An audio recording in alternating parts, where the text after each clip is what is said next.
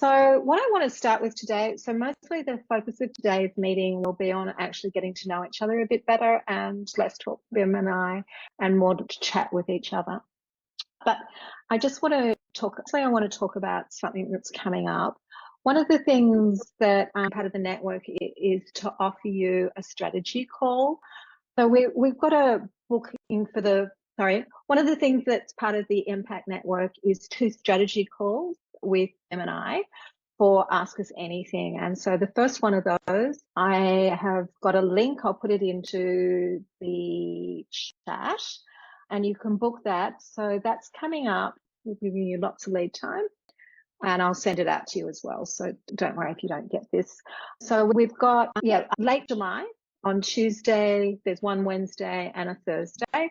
We've got some slots to fill in. So I would expect you can use it any way you like. You could give it to your community connector. You could bring your community connector with you any way you'd like. Them and I will both be there.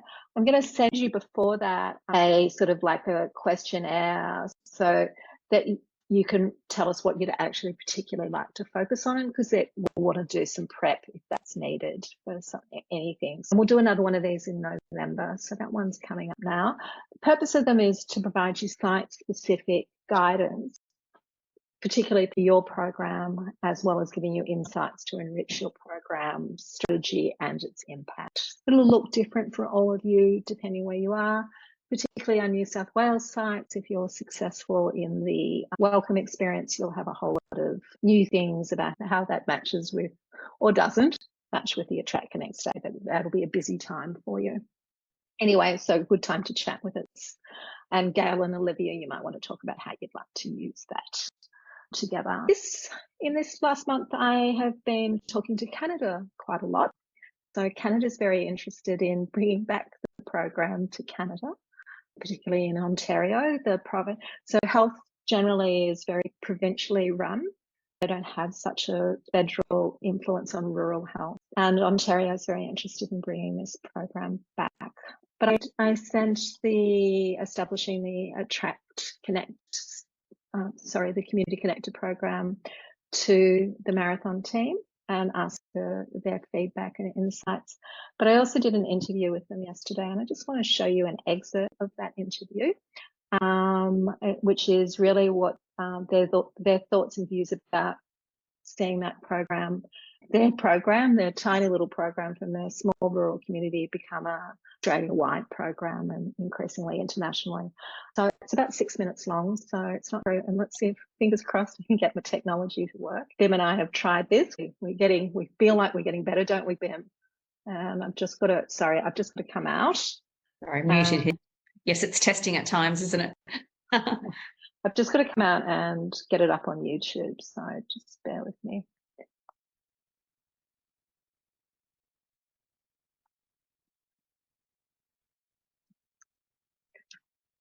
And Bim, if you've got anything you want to talk about, you can do that while I'm just doing this. No, nothing in particular. I'm looking forward to sharing with everyone today the CRM and some of its capabilities. So that's going to be exciting. Yeah, no, nothing in particular at the moment. If anyone wants to throw out any questions, you're not far away, Kath? No, I'm not far away, hopefully. Who knows? And let me come back in and let me share the screen. And can I have a thumbs up, Bim, if you can hear it, please, when I start playing it? Can you hear it? No volume yet, Kath.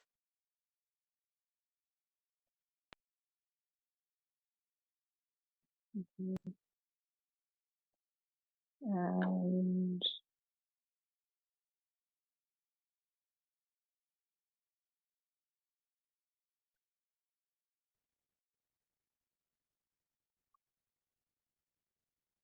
no? No, not as yet.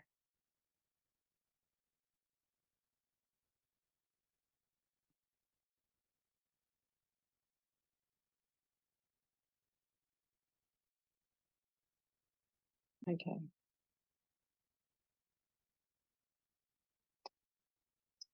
Oh, annoying. Yeah, sometimes I find the volume when you then go to share it on a screen share. It's different to when we're testing it. I've had this problem before. I don't know if anyone else has got any advice on that. Yeah, I've had that problem too. It's tricky. But what you could Yes. do if there's a stopgap is just put the link to the YouTube and the time you want us to start at. Yeah, actually, it's all separated. So it's just this one. So maybe if you could all go and watch that and come back when you're finished. That would be great. Thank you.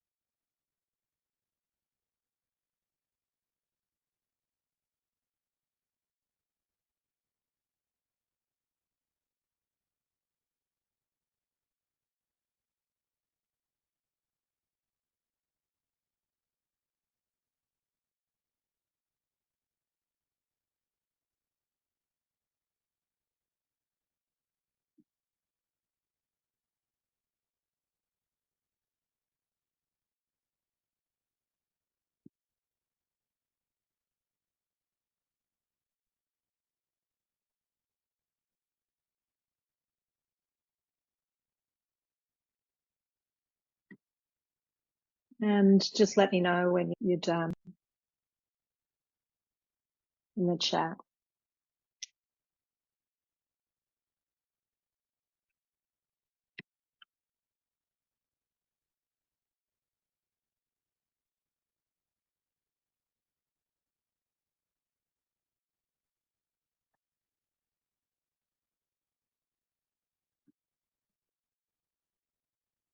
Great, thank you. And we've got everyone back. Yep. So if there's anything particular, any feedback on that, we'll just spend a few minutes. Anything you want to say, either put it in chat or just raise your hand and I'll.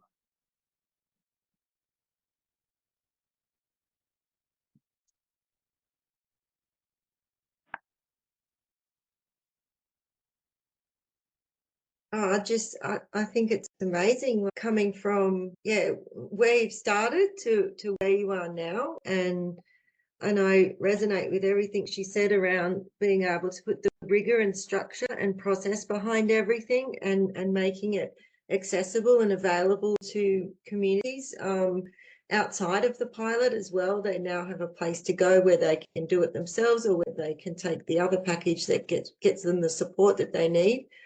Because certainly I think when we started Glen Innes, it was just you and I working it out, and then the committee, and we're all on this learning curve and working it out as we went and taking your advice. But now it's all written down and it's all got a structure. Like it's going to be much easier for other people to take it up. I say that to Gail and Olivia a lot. It's just they have to be less brave. I think that being brave and taking these opportunities as they come along in this pilot research mindset is a bit scary for some communities and some people. So I think now it's all there, it's ready to go, all the tools, all the resources. So I'm really looking forward to seeing how much of a success it is.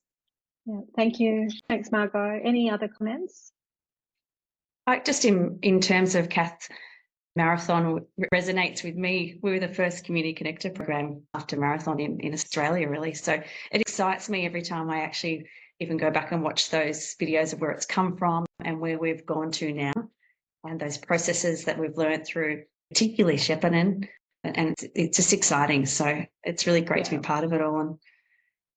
And you're right, Margaret, it's being brave and taking those chances. And now we've got a support team here in place to help everyone. It's fantastic. Yeah. I thank those earliest of adopters because it was a leap into maybe this will work. We weren't absolutely sure to now something that's very proven. It leads really nicely into that in the month I shared with you the Establishing Community Connector program. That's a bonus for this network. That's quite rewritten. I spent most of summer rewriting it and really strengthening it. And occasionally I will throw you bits, which we were doing for Gail during the last few weeks while she was writing up a grant application, and how much of that was how much should we be charging, what sort of all sorts of things it was really nice to go, I can answer that, here we are, or have a look at this, or here's this resource. So there's more and more of those coming. It's really good to be able to talk to the current community connectors about many of the resources we're now developing are joint resources that we're asking people for advice. And that was most recently BIM plotting out the times it takes to work with different types of clients, from individuals to families to people relocating from other rural places to overseas recruitment, and which will help you budget and know what you need to be putting into the Community Connector. For Troy and I recently, he was doing a business case for the Community Connector program to be refunded for another year by Western District Health Service. And we could have some robust discussions about the hours that the position needed, the pay rate, all things. So it was good, wasn't it, Troy? It wasn't just me pulling it out of my hat. No, that's right. That's right. And unfortunately, we're not quite community with the Community Connector yet, but we're still working on it. And in fact, I had a lead just the other day from a workshop that I attended with a local TAFE who invited health services in to provide feedback on their offerings and what we might be needing moving forward. And one of the other health services there was very interested when I mentioned and gave a pretty good spiel about the Community Connector, and he's picked up. So that was really nice, and I forwarded my details on to Cully from that workshop. Great. And I think just so we're going to do a workshop for sharing with whoever's in Troy's group, but I talk about Western District Health Services actually having the contents of the house all really quite nice, nicely laid out, but no house. So it doesn't have any foundation. So it doesn't have it has Western District Health Service sponsoring it, but it's not a community led or engaged collaboration yet. And possibly Gail, that's a little bit you too. It's there, but it's not community led yet, or a whole of community initiative. Okie doke. Moving on, I'm just going to take you through the Customer Relations Management System, CRM. Like she did last time, but it's actually live now and your community connectors are actively using it. And I wanted to show you some of its capabilities. So over to you, Ben. Yeah, thanks, Make Kath. sure you can I'll share the screen with you. We've got a really nice small group, so we'll take it slowly because it is hard to navigate on the screen. And if you've got any questions as we're going along, just yell out. I'm more than happy to work through those. So just bear with me. And I'm just going to run and get some water. So I'll be back in a tick.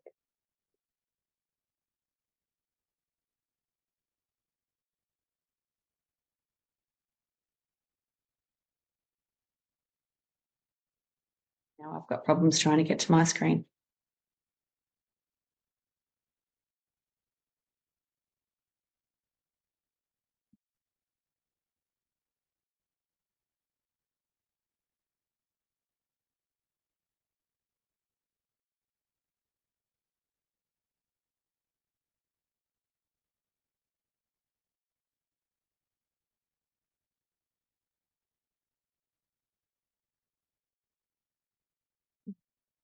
Just let me know if you're seeing the screen now.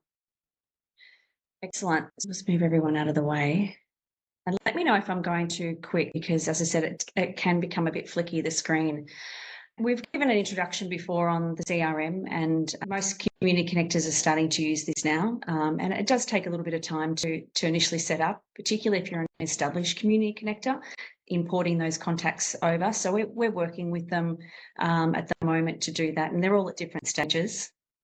But what I wanted to share with you today is when you first log into our Community Connector CRM, you'll see on the left-hand side here our dashboard area of contacts. We can have different activities that we can save to this dashboard. So everyone can have a dashboard to suit their own needs and what you would like to see on there, whether that's a task, calendar, meetings, etc. And then the two most important things around the CRM is the two types of contacts that we collate. Accounts, these accounts are primarily businesses and organisations, and they use a unique identifier as their website address to be created. You actually can't create an account for a business or organisation without a website. And then we have contacts below, which are used and defined by one, a client or a referral, and also a contact within a business or organisation. Again, the unique identifier for these contacts are an email address. I will show you, first of all, when we click on accounts, remembering this is organisations and businesses that Community Connector will be dealing with.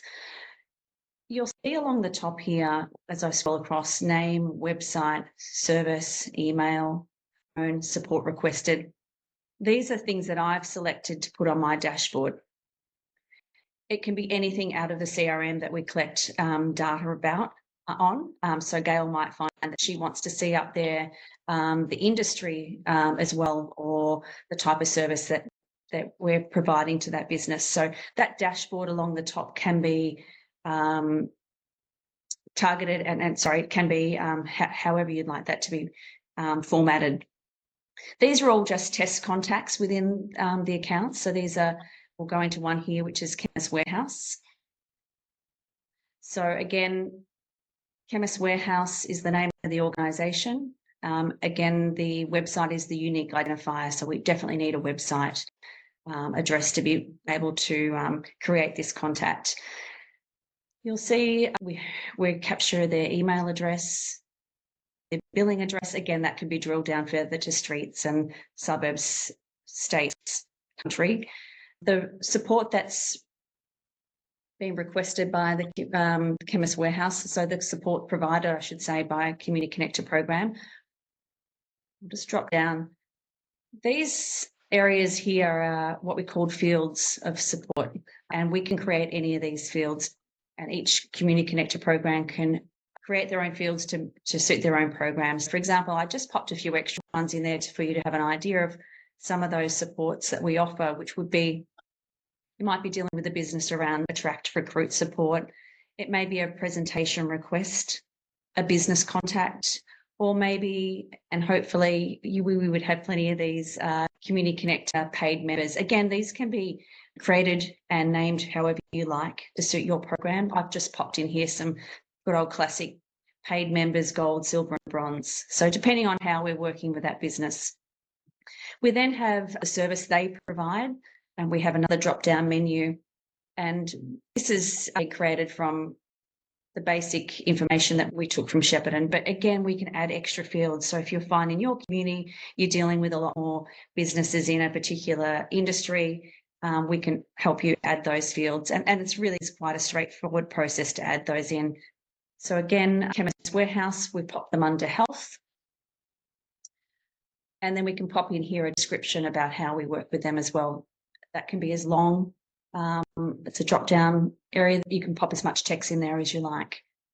So that's what we call an account, so a business or organisation. You're able to, another great feature is being able to hone down a little bit further and go into areas of, just bear with me, service provided. So we might like to know and export some information out about the primary schools in our district that we have in our CRM, or maybe it's a recruitment agency. So this is where we're able to pop in the data that we'd like to see and export out. So maybe we select primary schools. And that brings up that in my CRM, I only have one current primary school, but in Shepparton, for example, we might have had 10 or 15 primary schools listed in there. It's a great quick way that you can access information, particularly if you're dealing with a client and you're wanting to provide those contacts for primary schools for their children relocating. Again, this information can be exported out as well. Then under that, we have contacts. Remembering contacts are broken into two, one being the client or the referral, however you like to refer them as, and the other one is a contact that was associated with those businesses with a website. For example, a good one to look at would be, before we were looking at Chemist Warehouse as a company that we're dealing with, and we're supporting them. They're a gold member, for example. But then we also have Tim Smith here, and he is a business contact within Chemist Warehouse, and he might be our HR contact that we're dealing with referrals. So it captures the same information, and it also, you'll see down in the employer, it links it back to Chemist Warehouse. If I was creating this contact, because we always also already have Chemist Warehouse in our system as a company or organisation, it allows me to select them from the list here. I'd like to show you a Community Connector client. So let's look at Alison here. This is where there's a lot more information that we collect for clients, obviously, and these are plugged in this page here. So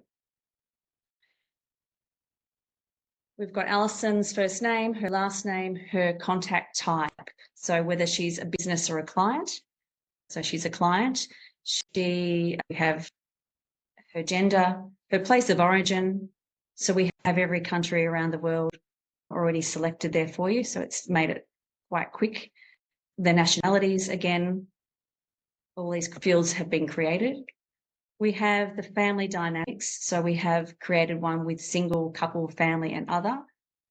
But we've got the ability to create particular fields. So if you wanted to have something like a family with 2 young children, we can create some fields already there as well if you want to drill that down further again. Unique identifier for any contact, as mentioned, is an email address. So that's crucial. You cannot create a contact without an email address. In this case, she's single, but if there was a partner, we pop their email address in there as well. Their address. Often when you're first having a referral and you're plugging them straight into the CRM, you mightn't have their address in because they're applying for rentals. So that you can go back later on and add those details in around address. Referral type, whether that's a community for referral, someone through your community, whether it's a business that's referred that client to you, or they've maybe come through your website or your socials. Again, we can add additional fields there as well to suit the needs of each program. Then we really start drilling down about the client, about the arrival date. The first point of contact, I found that was always really useful. You might start dealing with a client 3 to 6 months before they've actually arrived. We've got the ability to pop those dates in. And then we have these wonderful little checkpoints here to your right. This is a check-in for 3 months, a check-in for 6 months, and a check-in for 12 months. Those are automatically taken from the first point of contact. Oh no, they're from the first point, date of arrival, I should say, sorry.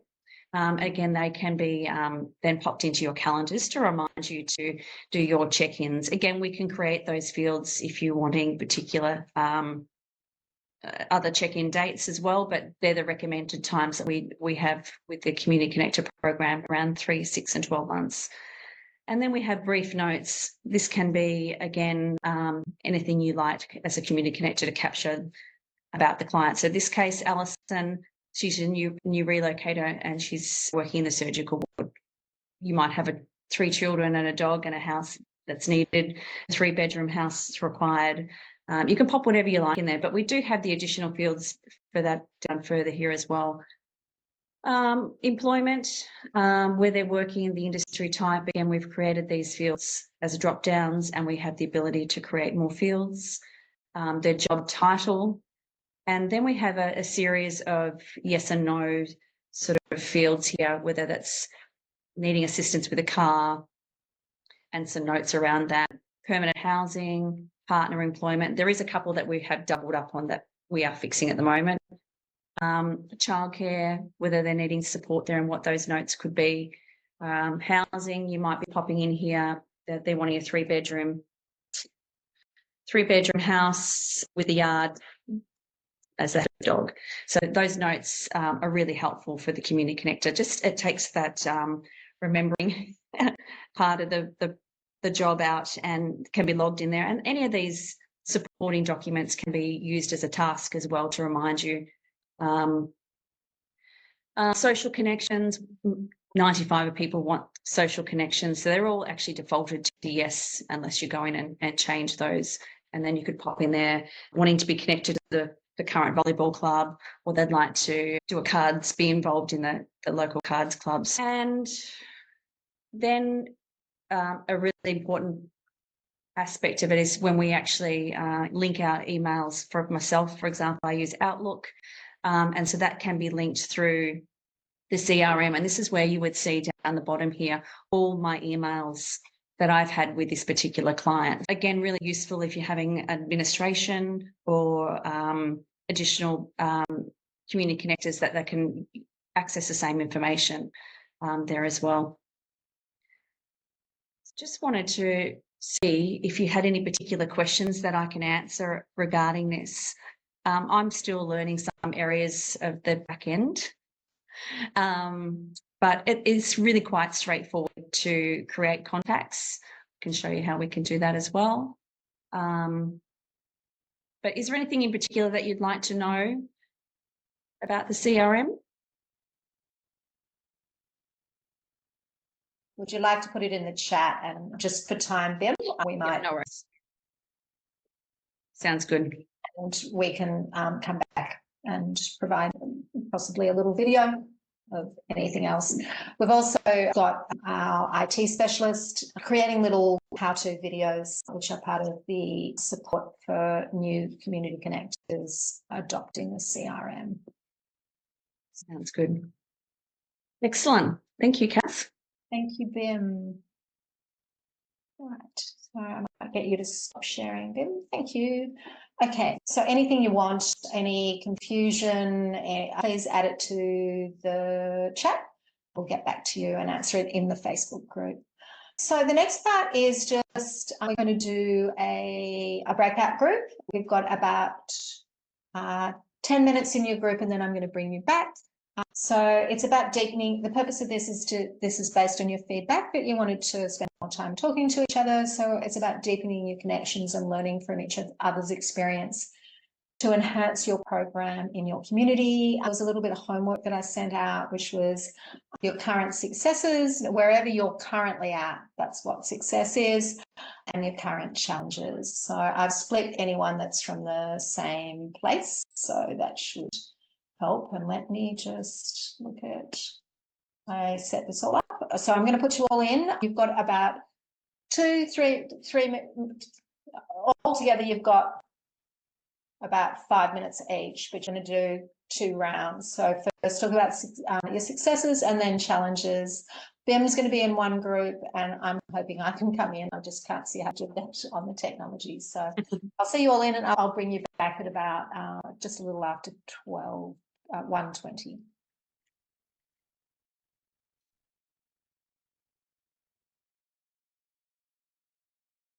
Are you going? No. Yes. Great.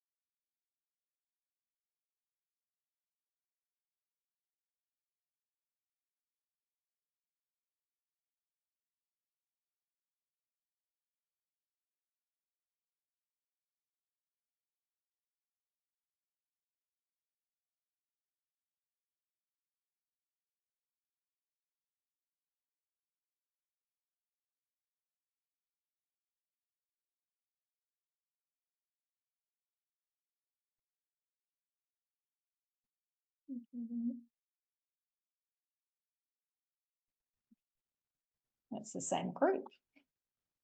Where are the others?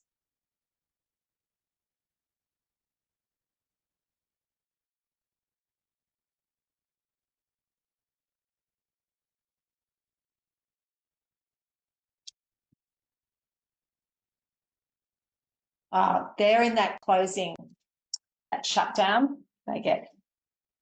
If there's anything you want to put in chat about that, or would you like to do more of this? That's the question. More of this, different groups, different combos, different questions. So yes or no in chat. Hi, Margot. I'm just asking in chat, give for time. The question is, would you like to do more of that? Different combos, different questions, but more opportunity to get to know each other's programs and each other better. So yes or no in the chat would be great for Bim and I to have a look at.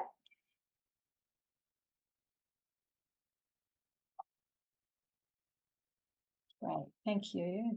Seems that everyone, and hopefully will have us back as well. They have a lot to contribute and they're a very interesting site as well. And it's not so long before New Zealand will be joining us. So our next meeting is on the 25th of June. And at the same time, bring your lunch. You're very welcome to eat, because I've particularly set this time to hopefully it doesn't eat into your work too much. Please check the Facebook group. We haven't really started to use that, but I want us to start using that. Oh, Margot, who's that? I'm off mute. So cute. Right, so thank you very much. I hope today was valuable for you. Lots of space. We should know about the welcome experience for the New South Wales site by the time we meet again, which is very exciting. And then Gail, not probably too far from you, that maybe so. The funding is that kickstarting. It's exciting if it happens. And I'm really excited to see you all just go on. But we got we've been getting some very good feedback around the quality of the applications, and we all seem to know what we're doing, which is not surprising. All right, so best, take care. I'll see you all soon. See you next month. See you later, everyone.